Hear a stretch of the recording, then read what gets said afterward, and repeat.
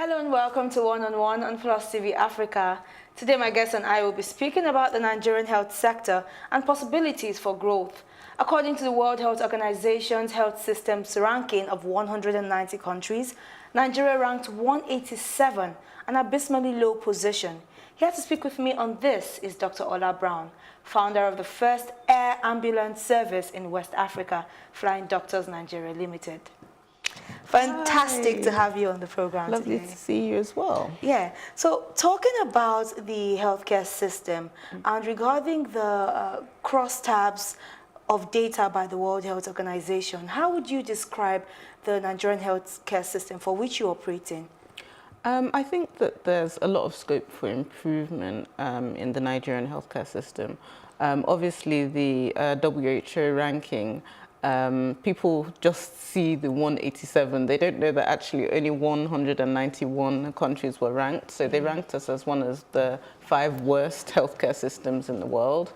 And if you look at some of the indices more closely, like our maternal mortality, that's the number of women that die during childbirth, the number of children that die under the age of 5 years old, the number of people that die from road traffic accidents, you'll see that again in all these indices, we have some of the worst rates in the world. So I think that there's a lot of scope for improvement. And I think that there are people in Nigeria working very, very hard, investing, trying to influence policy, trying to bring people together to improve the healthcare system. All right, and also, what would you say are the institutional voids that are still being faced in the healthcare sector that you feel if these things are tackled, then a lot will be improved upon? That's actually my favorite question, because last year I wrote a book called Fixing Healthcare in Nigeria. It's available as a free download online, actually. And in my book, I spoke about 5 sorts of policy areas that anybody thinking about improving healthcare in Nigeria should focus on. The first one was primary care. Primary care is sort of the cornerstone of any healthcare system. It's the care available in your community that treats 90% of the healthcare consultations. So everybody seems to think that healthcare is about building shiny new hospitals. So you see your favorite politician launching a ultra modern hospital for so billion naira, but actually that doesn't contribute as much to improving healthcare outcomes as having a strong primary care system where the basics are being treated. Hospitals are actually supposed to be more like a rescue net for when the problems are too serious to be treated under primary care. But strengthening our primary healthcare systems make healthcare a lot cheaper, because most things are handled at the primary care level, and they also decongest the hospitals. So that's really important. The second thing was a special focus on maternal and child health. In particular, more women die during the process of pregnancy and childbirth than almost anywhere in the world in Nigeria. So I think that these are 2 very special focus areas that Nigerian policymakers should be looking at, especially in the light of our high population growth rate, etc. I think that this is an area where every policymaker in the healthcare space should be looking at. In addition to that, the third area was task shifting. So task shifting is shifting work that would normally be done by a doctor to other healthcare professionals like pharmacists, biomedical scientists, physiotherapists. And this is important because in some areas of Europe, there are 40 doctors for every 10,000 people. In Nigeria, what's the statistics here in Nigeria? In Nigeria, there's probably about 4. So we have... There's already a deficit. Yeah, there's a huge deficit.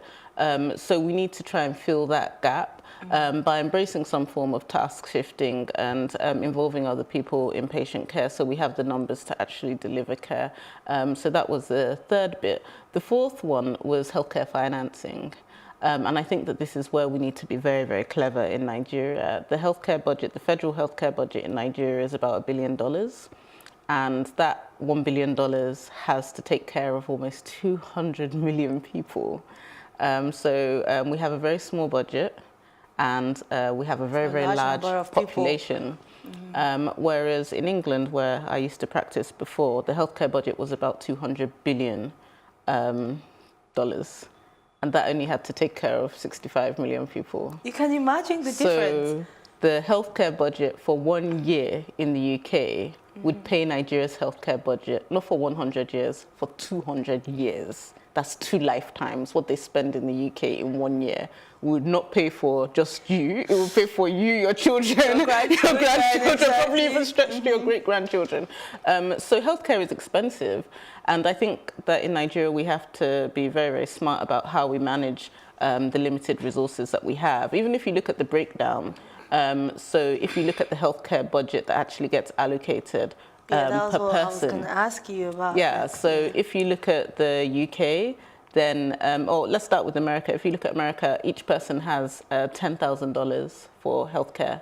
If you look at places like the Scandinavian countries like Norway, they have about $7,000 for healthcare. The UK actually does very, very well in terms of cost. So each UK citizen has about $4,000 for healthcare.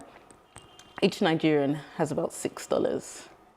So there's a very, very strong imperative, not just to look at how we can do more with less, but how we can actually do better with less resources, and we'll always have fewer resources. The entire Nigerian budget is about $20 billion.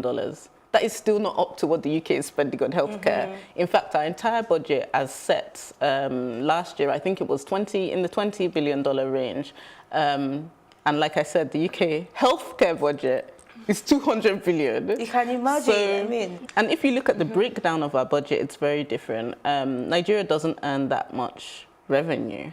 So that's why our budget is so small compared to other countries.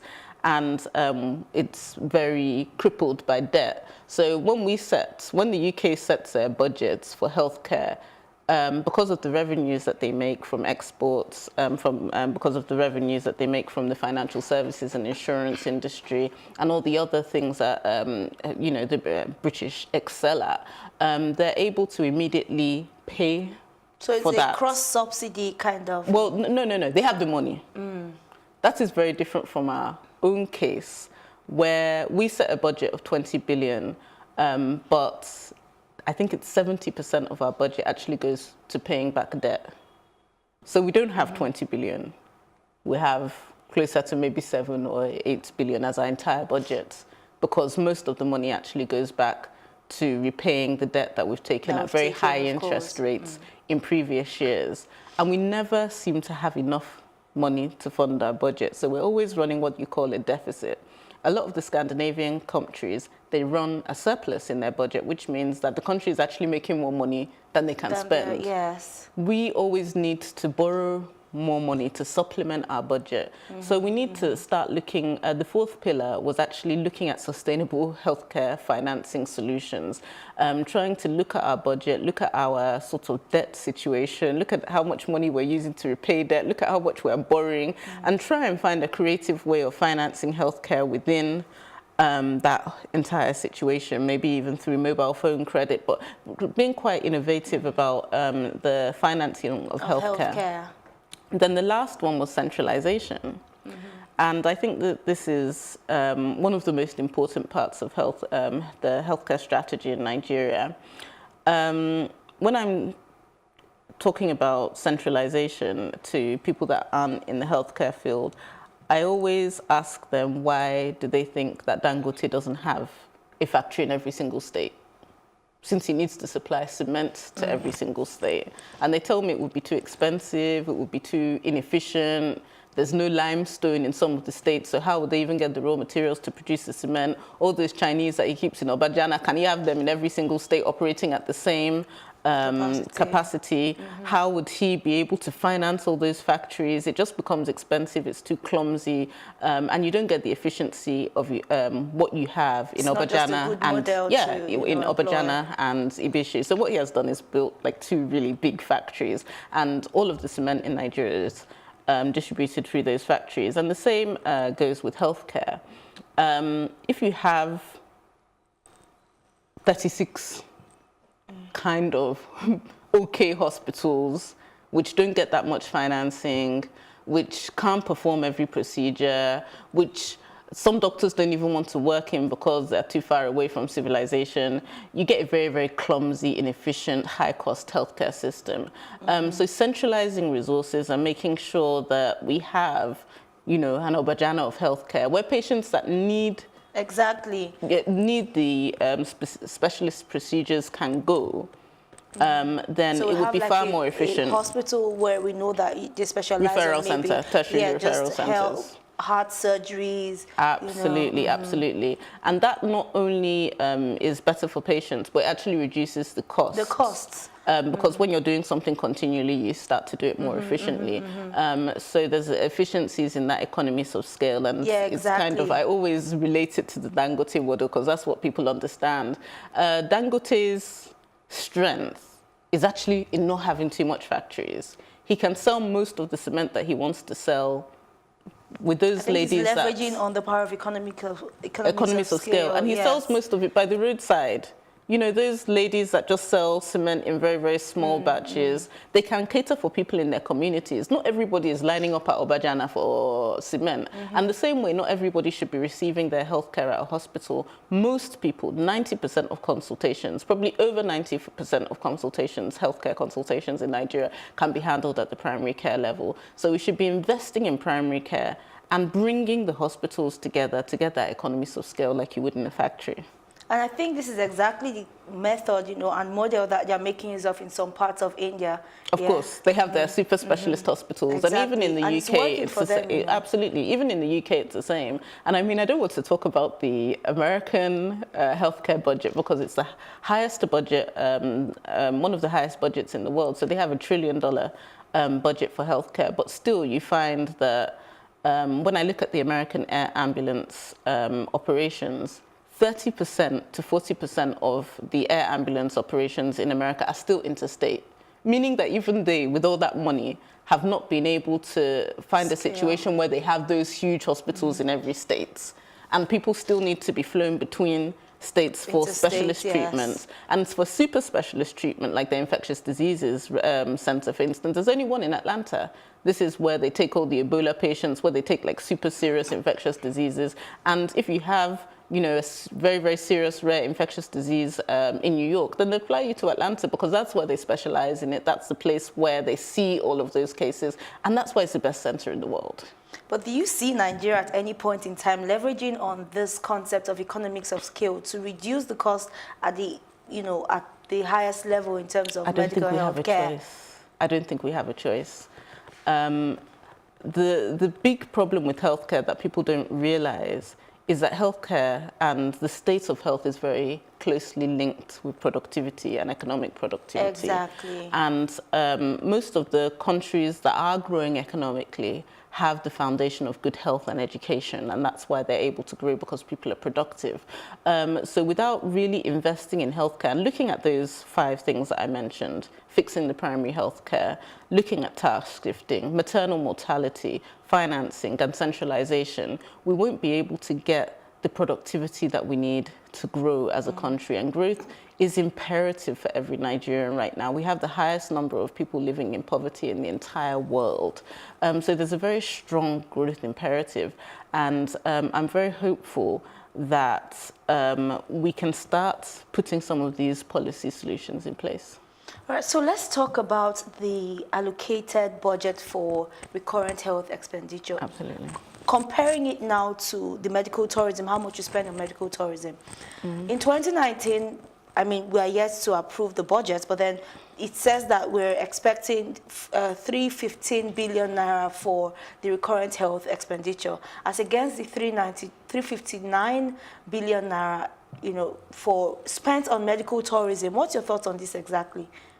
Because I mean, medical tourism, the cost for medical tourism is of course larger than that, you know, put in place for the budget. I think that in Africa, there's always going to be medical tourism. We're always going to have to go to different countries for different procedures. And I actually see Nigeria being a center for medical tourism. So running the air ambulance, people move about all the time. Some people want treatment in the UK, some people want treatment in South Africa, but some people want treatment in Lagos, and if we fly them in fact, the immigration service, they know me very well because this government started this visa on arrival. So we got a lot of patients coming in from the surrounding countries, coming into Nigeria for certain treatments. So I don't think medical tourism is a bad thing. I don't think the spend on medical tourism is particularly horrific. I think that people will always be able to make a choice about where they have healthcare. This is something that affects 0.1% of the population. I'm thinking about healthcare for the Almajiri boy in Kano who doesn't have the option of going for any medical tourism. He has to have his treatment here. And if he needs a heart transplant, then he doesn't have the option to fly to the Mayo Clinic and do it. So we need to be able to perform those procedures in Nigeria. Obviously, there are some people that even if we're performing it, they still want to have it at the Mayo Clinic, or they still want to have it at a famous hospital, maybe under the doctor that invented the procedure, and that's all well and good. But there are 200 million of us. And out of that 200 million, maybe 200,000 or less have the option to go outside the country for treatment.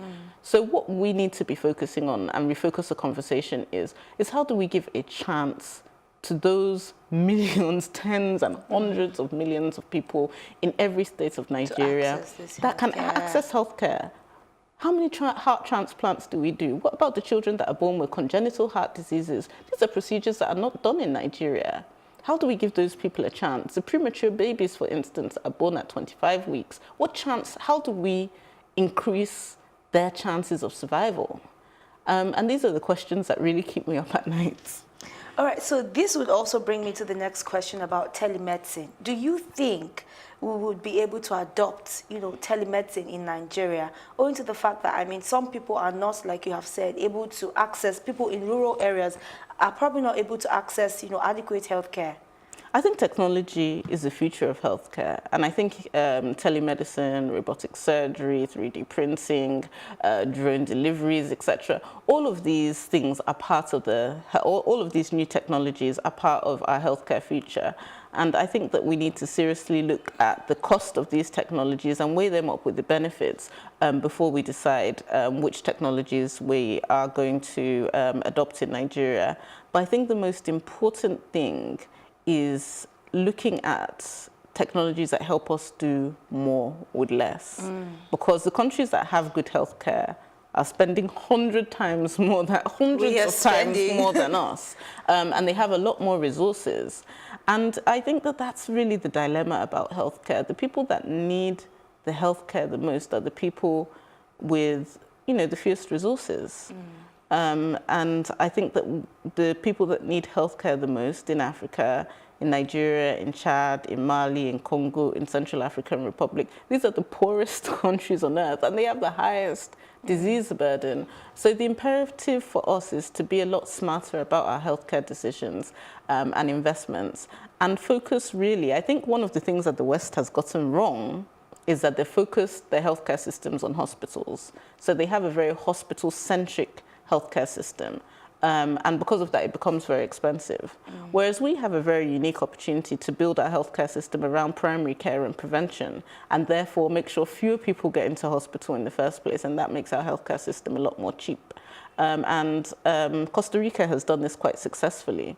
So Costa Rica has some of the lowest child mortality rates in the Americas, much better than America, some of the highest survival. And they did that by putting policies like this in place and making sure that primary care was prioritized over hospital care.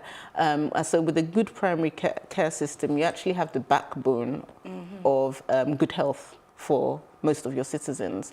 And I think also another key part of the solution is, I don't know how to say this, healthcare isn't a vote winner, right? So what I mean by that is when our politicians and policymakers know that it's an issue for voters, then they're more inclined to take action. So Obamacare was probably the biggest election issue in America during the last elections. And you can't really campaign in the UK without talking about the NHS. And as soon as you talk about it, everybody's going to jump because the NHS is very, very important. It's a central part of being British. It's central to our identity as British people. And even as youngers, I mean, growing up in England, as young as 4, 5, 6, I can remember every election season, the biggest talked about topic was the NHS. Closures of hospitals, opening of hospitals, the technology. It's very, very top of mind for most British citizens, and that's why the government really concentrates on it.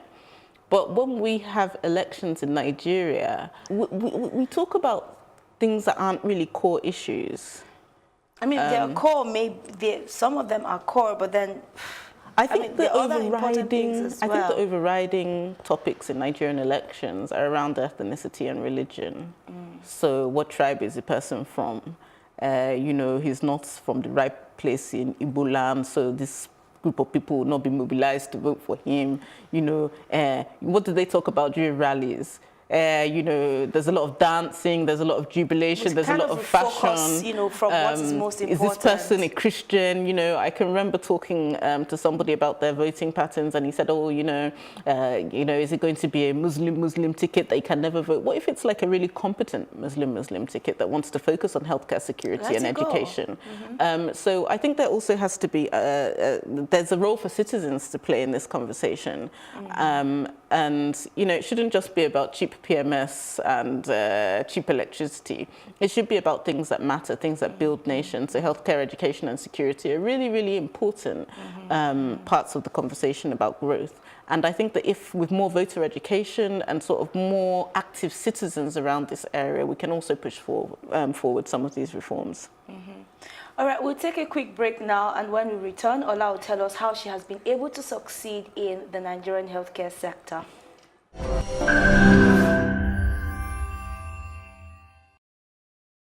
Thank you for staying with us. You're still watching One-on-One on Plus TV Africa. All right, finally, Dr. Ola, how has Flying Doctors been able to excel in the Nigerian healthcare sector? I think you used the right word, actually, the word that we always try and use, which is, you know, around excellence, around centers of excellence, around transportation, and around getting people to the right place within the right time frame. Too many people in Nigeria don't die because the help isn't available anywhere in the country. They die simply because they're in the wrong place at the wrong time. And I think that that's one of the saddest reasons to die, just because of a mistake of distance, location, and time.